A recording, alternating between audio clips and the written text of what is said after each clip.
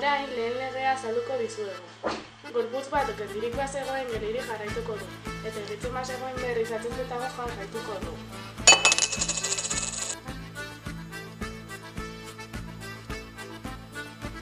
Orain Newtonen lehenengo printzipioaren beste adibide bat.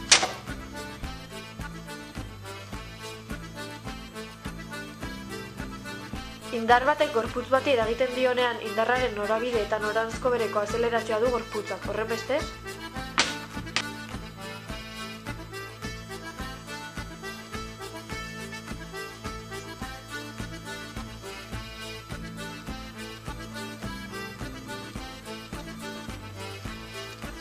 Gorputz batek beste bati indar bat akzioa eragiten dionean, bigarren gorputzak indar bera eragiten du.